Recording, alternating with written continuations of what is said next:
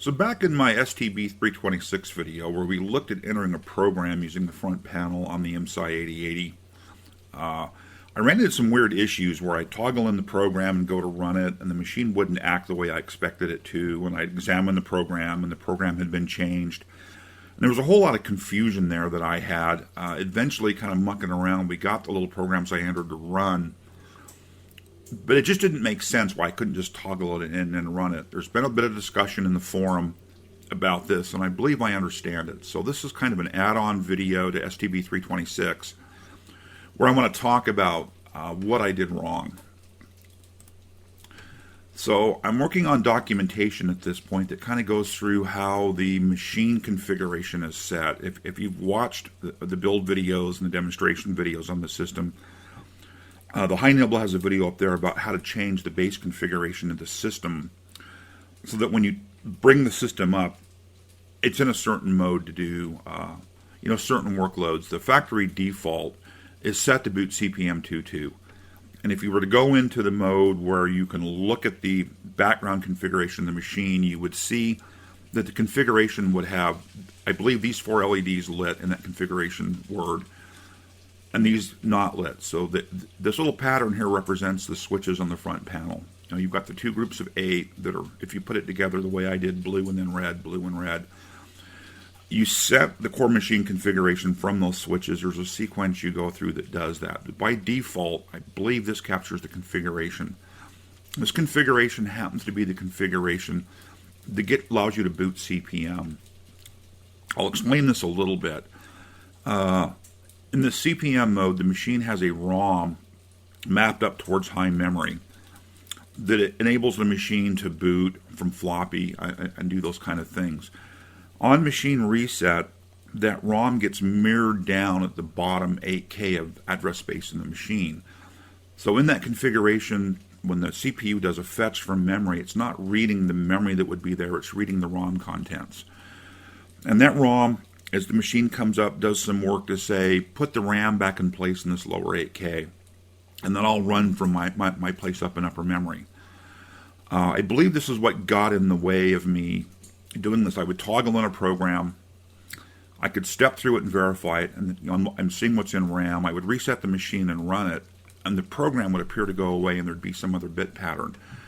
And after the reset, what was happening is this ROM was mapped back down to that lower memory space. And through mucking around, I got programs to run a couple times, but didn't fully understand it. So really, this follow-up video, as I've said a couple times, is about the fact that from the factory default, you're really in the CPM22 configuration here. If you went into that configuration, you can see how to do it in other videos. I'll cover it here in a future video as well. You would see this pattern on the LEDs. So what I needed to do for that video was get the base machine configuration in a no ROM state where all I saw was the 64K of RAM in the machine. And there's a couple different bit patterns here that will get you to that state. There's a no ROM Z80 mode, a no ROM 8080 mode. And what you would have to do is go through the configuration steps. Hopefully you've seen this previously.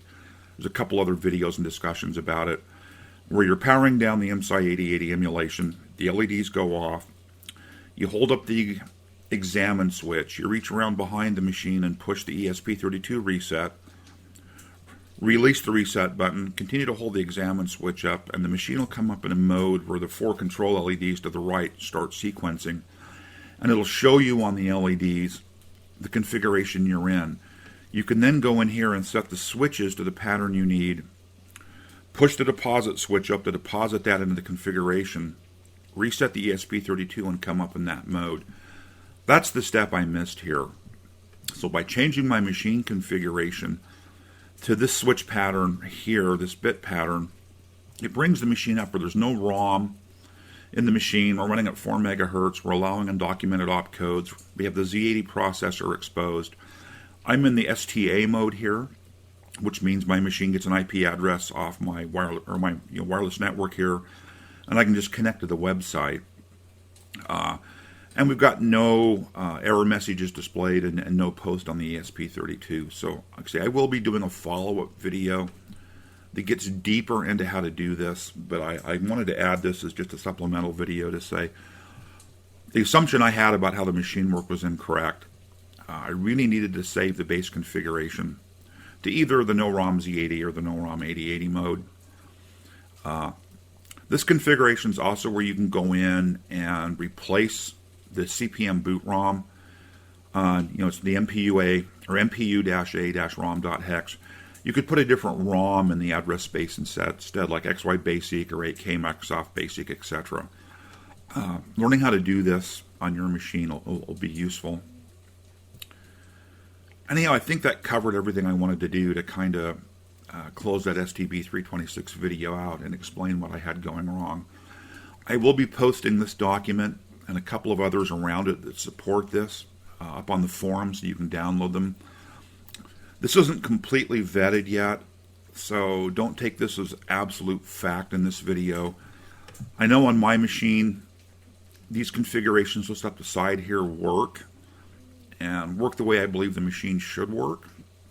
But again, when this is fully vetted, I'll get this in a couple of the documents up there so you have this reference material. Anyhow, thanks for listening, and we'll talk soon.